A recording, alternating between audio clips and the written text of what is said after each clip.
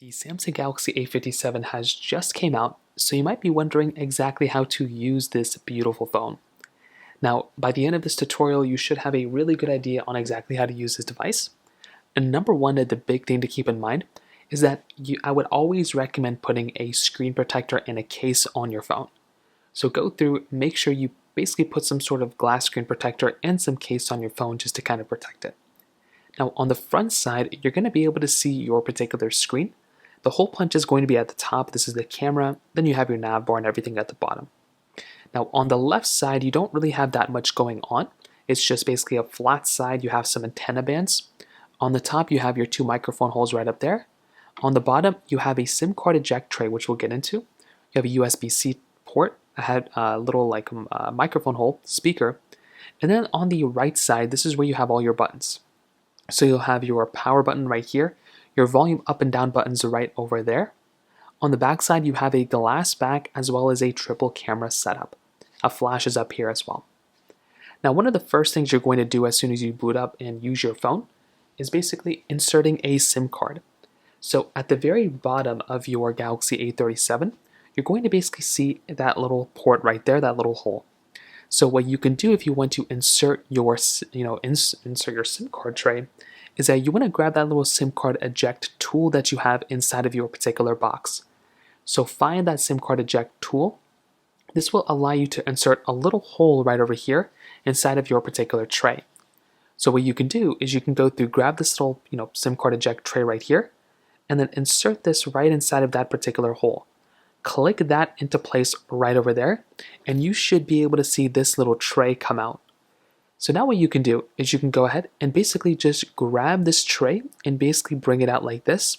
And you can go ahead and insert your SIM card in one side.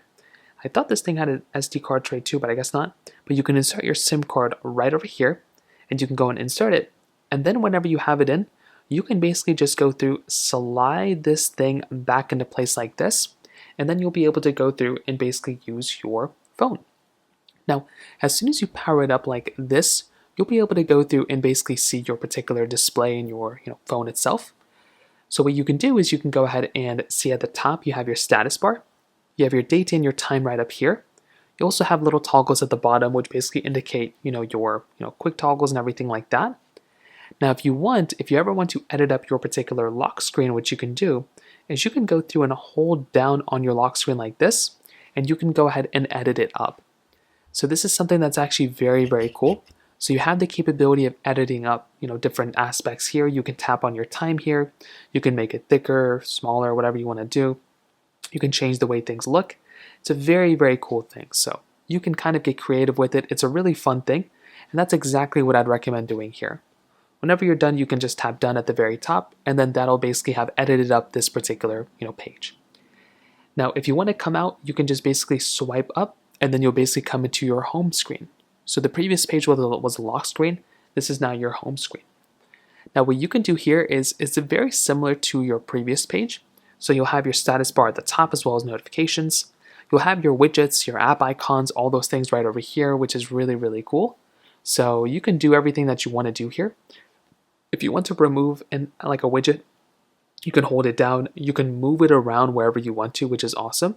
You can also go through and hold down on a widget like this, and you can tap on remove if you want to remove that widget. You can do all sorts of different things like that. So that is something that's actually very, very cool. You can also swipe up from the bottom, and you'll see a list of all the different applications that you basically have. So if you don't see all your applications here, which you definitely won't, you can swipe up and see all your applications this way. At the very bottom, you'll have this nav bar. So here you'll have a back button, home button, and recents button. So if you want to open up an application like this and you want to go back home, this middle button is going to be that home button. So if you want to, you can just keep clicking around and you'll see all sorts of different apps. Now, let's say you're inside of an application like this, and let's say you go inside of a page and you go into a different page, but let's say you want to go back to the previous page, you can tap on this little back button right here and it will take you into that previous page. So that's something that's really cool. Another really important one is basically split screen multitasking. Now, split screen multitasking on your Galaxy 57 is awesome because you have a very big display. So to do this, what you want to do first is you want to load up the first application you want to split screen. So in this case, let's say I wanted to split screen the Play Store, right? Well, what I can do is I can open up the Play Store. Then I can tap on this little Recents button right over here, this far left button. I can come into here, and I can choose the application that I want to split screen. When I find the app, I want to tap on the little app icon that's at the very top. So I can tap right up here, and then I can see the option that says Open in Split Screen View. I can tap on that, and then I can choose the other application I want to split screen. So in this case, let's say I wanted to use Facebook. Well, here I can choose Facebook right here, and now I have two different applications I can choose from. This middle bar you can make bigger or smaller depending on the application you want to go ahead and choose, and that is something that's actually very, very cool. So there's an unlimited amount of applications you can do this with, and it's actually very awesome. If you want to get out of it, click on these three lines up here, you can swipe up, and then you're basically good to go. Now, another very important part is this top bar up here. If you swipe down from the top left, you'll basically see all the notifications you have inside of your device. So if you ever get a call or a missed call or a text or anything like that, all that stuff will basically be shown right up here. But if you want to basically close out of a notification, you can just swipe out of it this way. Now, if you swipe down from the top right corner, right up here, you'll basically see the control center that you basically have. So these are your quick toggles. You can basically go through and you can increase or decrease your brightness. You can increase or decrease your sound right up here, turn on or off Wi-Fi, Bluetooth, all these different things. So you have that type of capability here, which is another really awesome thing that you can basically do here. Another really important thing I'd recommend thinking about too is screenshotting. So sometimes you might be in a pinch and you might want to screenshot something on your phone. Well, to do that, all you're going to have to do is basically click on both the power button right up here and the volume down button. So in order to screenshot, you just want to click both the power button and your volume down button at the same time. So when you do that, you'll start to see like a little like a blink on your particular phone screen. So now what you could do is you can just go through and you can basically just open up your gallery, and you'll be able to see this application coming up like this. So that's all you're going to have to do. You'll see this application, like this photo, come up like this, and you'll start to see all these different type of things that you can edit and kind of adjust. And that is another really cool thing that you can basically do here as well. So that's something else that's really awesome. Now, screen recording is another big thing. So if you want to screen record, this is basically a very easy process too. All you're going to have to do is swipe down from the top right corner, right up here, to get back into your quick toggles.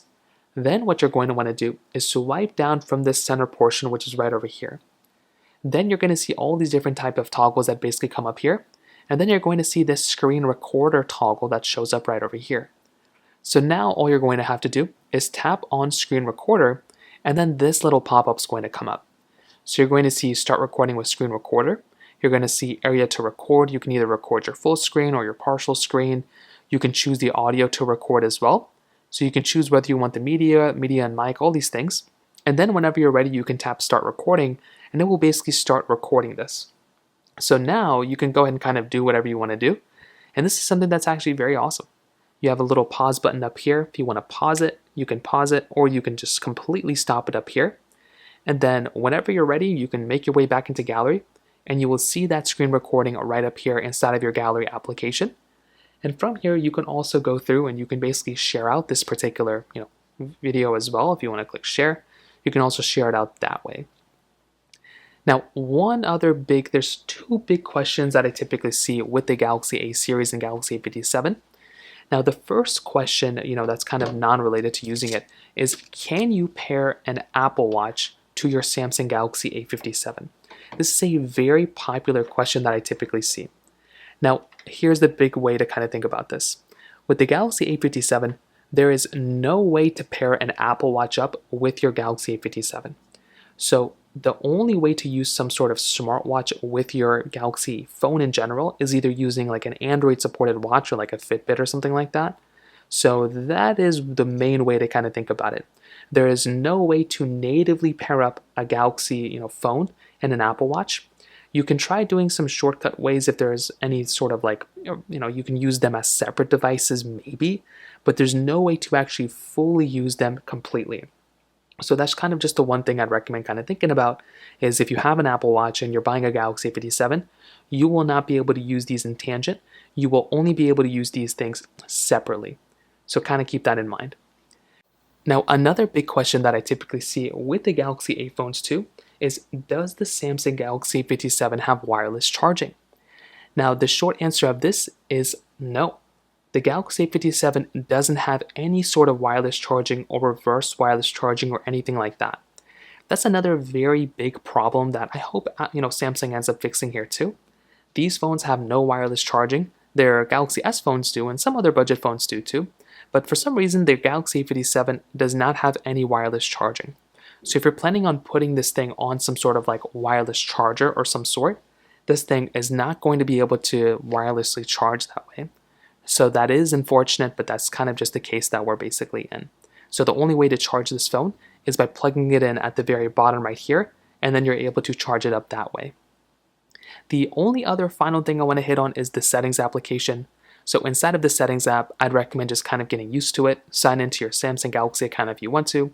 But there's a lot of other big things here too. Basically, software updating your phone. I'd recommend getting used to just software updating your device, checking for updates, making sure if you ever have an update available, just going through installing the updates as they come through. So that is basically how you use your Samsung Galaxy A57. If you have any other thoughts or questions, please let me know in the comment section below. Hit the like button, that'll mean so much, but definitely hit that subscribe button. More importantly than everything else, I love every single one of you guys. Hopefully I'll catch you guys in the next video. Peace out till then.